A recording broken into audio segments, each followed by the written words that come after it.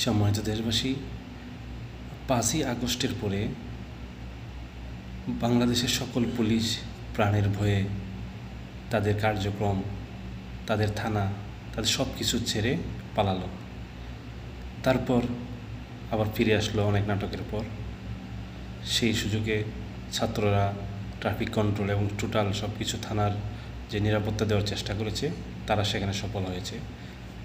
Police আবার যখন ফিরে আসলো, আমরা সাধুবাদ জানালাম সবাই। কিন্তু তারা যে ফিরে আসলো, তারা যে আগে লুটতরাজ করেছে, ধরেন একটা সরকারের হয়ে কাজ করেছে, সেটা বাধ্য হয়ে সেটা মানলাম। কিন্তু এর বাইরেও অনেক কাজ করেছে। অনেক আসামিকে ধরে নিয়ে একই কোনো মামলা ছাড়া অন্য মামলা ঢুকিয়ে দিয়েছে, অস্ত্র মামলা, মাদক মামলা, বিভিন্ন মামলা টাকা ঢুকিয়ে দিয়ে মোটা অঙ্কের টাকা নিয়েছে, অনেক অত্যাচার নির্যাতন করেছে। তো এই যে জুলুমবাজি, এটা থেকে কী করবে তারা? এখান থেকে তো বেরিয়ে আসতে হবে। এখন ধরেন ইউনিফর্ম চেঞ্জ হওয়ার যে একটা প্রক্রিয়া চলছে, বা তাদের লোগো চেঞ্জ হবে, মেনে নিলাম আমরা, এগুলো চেঞ্জ হবে। কিন্তু তাদের কি মেন্টালিটি চেঞ্জ হবে? তাদের কি চিন্তাধারা চেঞ্জ হবে?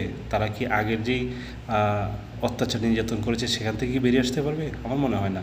দেখেন, গ্রামগঞ্জে একটা ভাষা ছিল, আমরা যখন মাঠে গরু ছড়াতাম, তখন কিছু কিছু গরু আছে মানে পায়খানা বলে ওইটাতে মুখ দিত। তখন আমরা কী করতাম, মুখের মধ্যে কোনো কোনো আঞ্চলিক ভাষায় মুখে হুফা বলে বা ডাকনা বলে, যে যে জায়গা যেভাবে ভাষায় বলে না কেন, তো আমরা ওইটা লাগানোর পরেও কিন্তু যেই গরুটায় পায়খানা মুখ দিত, ও জানে খেতে পারবে না, কিন্তু ওই পায়খানার মধ্যে মুখ সে দিতই। এটা হচ্ছে বাস্তব উদাহরণ।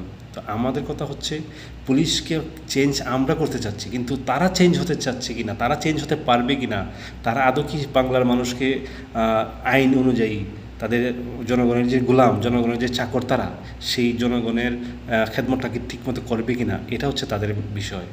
তো এই জায়গাটা যদি তারা কাজ না করে, তখন তো আবারও এরকম একটা গণ অভ্যুত্থান কোনো না কোনো সময় হতেও পারে। তখন আবার তাদের কি হবে? তো এটা থেকে আসলে বোঝা উচিত। অনেক মানুষ, অনেক পুলিশ চলে গেছে, তারা বাধ্য হয়ে নিজের থেকে ইস্তফা দিচ্ছে, নিজের থেকে চাকরি দিয়ে দিচ্ছে যে আমি যাবো না এই বাহিনীতে, অনেক অত্যাচার করেছি, আমি যাবো না এই বাহিনীতে, এমন তো হয়েছে।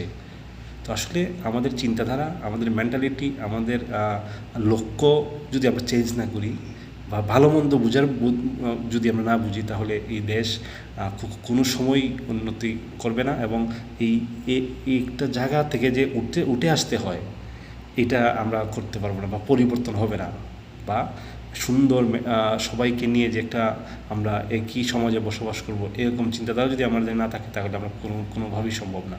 তো সকলকে প্রতি অনুরোধ করব, সকল পুলিশ বাহিনীর প্রতি অনুরোধ করব, আপনারা আগে যা করেছেন সব কবর দিয়ে দেন।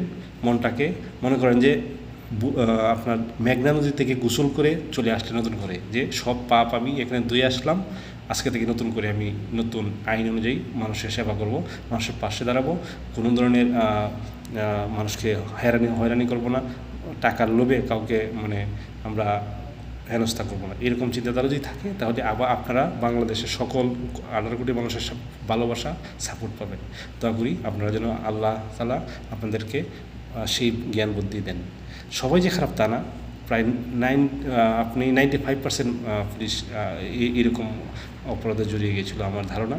তো আশা করি সকলের প্রতি আপনারা ফিরে আসবেন ভালো পথে, ভালো লাইনে, দেশটাকে সুন্দরভাবে এগিয়ে নিয়ে যান। ভালো থাকবেন, সুস্থ থাকবেন। আপনাদেরকে সেলুট যারা ফিরে আসবেন।